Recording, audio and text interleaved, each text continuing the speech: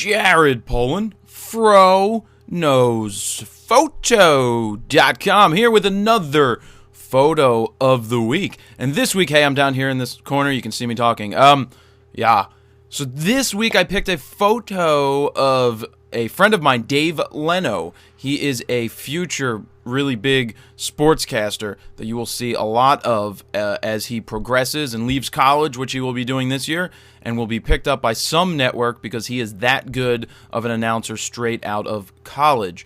He is a sportscaster, covers all different sports, gets to travel with all the, football and soccer and volleyball women, because everybody loves softball girls too. So he gets to travel with them around the country as they go on their different events.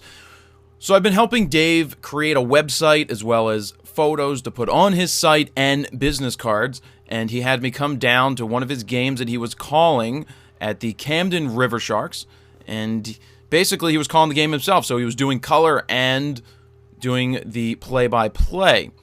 So I went down there, we started on the field doing photos, and this is a photo that I wanted to focus in on. You can see down below that there is a slideshow of the rest of the environmental portraits. I call environmental portraits. Basically what they are is me spending time in somebody's natural environment, capturing images of them doing what they do. So I spent the day with him, and this photo is what I liked the most. Why? Because it shows Dave here announcing the game, and it shows what he is announcing. So you can see, what is it, the Ben Franklin Bridge in the background, or is it the Betsy Ross? I don't know. It's one of the two. I'm not really sure which. I should probably look that up. But here you have Dave calling the game. You have the playing going on out on the field, so you can see his environment. He is calling the game. He has his laptop open. He has his different notes. He has his scorebook. He's got his radar gun. And then there's popcorn. That's my popcorn in the corner, by the way. And he has his salad. So you get the whole feel of his environment. This is his domain, his booth that he gets to call a game from. And it's an interesting thing to hear these guys work, because they're looking at 14 different pieces of paper, making sure they have all their stats ready, and they sound like they don't even miss a beat. So he goes in there and just makes the calls. And let's see if I can cut the video of him making a call in right here. More and innings out of him tonight as the 1-0 came inside on a fastball, and it's 2-0 the count here with one gone and a runner at second and Ray Navarrete. On deck is the newly acquired Javier Colina for the Long Island Ducks.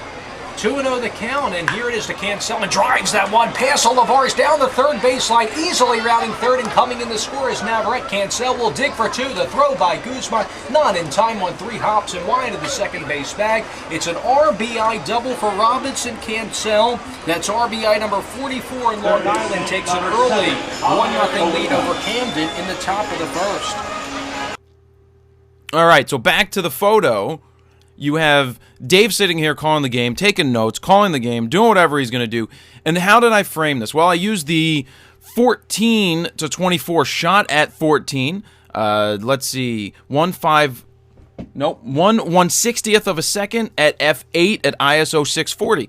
Now, different for me to shoot at f8. A lot of times, I'm shooting at 2.8 or 1.4 or anywhere in between there, rarely above f4. But we were going for something here. I wanted Dave in focus, and I wanted the field in focus. And being that I'm shooting with an ultra wide-angle lens, it's not that hard to keep everything in focus, because your depth of field will expand tremendously at f8 with a wide-angle lens, because wider-angle lenses do not compress the background as much as if you were using a 300 2.8. The bigger lens that you use, the more the background's going to be compressed. The wider, the less compression you're going to have in your background, so you're going to have a more depth of field showing up. It's harder to blow the background out when you shoot wider with a 14 or a 16 fisheye or things like that. So let's run down the corrections. Nikon D3s, by the way. Let's run down the corrections. This is what I ended up with, and this is where we started. So you can see how it's flat and boring and all of that good stuff. So I pump up my contrast. I actually added some vibrance and saturation here. I didn't really need to change my exposure because I liked it pretty much. 5 right here on the black levels. And recovery is a slider that I tend not to use. But in this case, it's not really taking away from the actual photograph. It's enhancing it. So I put it right about here. You can see what happens. You see how It's filling in for the field. You know, I could use fill light to make Dave look better, but then it starts to look fake. Then it's not what I want. I like this feel because it's, you know, he's in the shadows. He's not in the forefront. He's on the radio. So, you know, it's usually darker. So you don't ever see people on the radio. I mean, you could do this with fill light. I could have popped a flash and balanced the lighting in the background, but I liked the feel of this. So really, I make less corrections than some other people. You know, Greg makes more corrections than me, but that's, you know, Greg. Let's see how we started.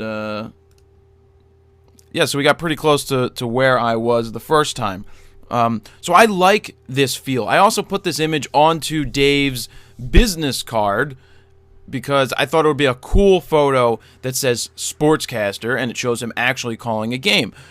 So really, that is it for this photo of the week. At some point, I will run through each photo that I captured and do a little bit of talking about that, but down below you can see the slideshow from the rest of the images. This is just one that really grabbed me, that I really liked because it shows the game being called and Dave calling the game. So, Jared Polin, FroKnowsPhoto.com. See ya!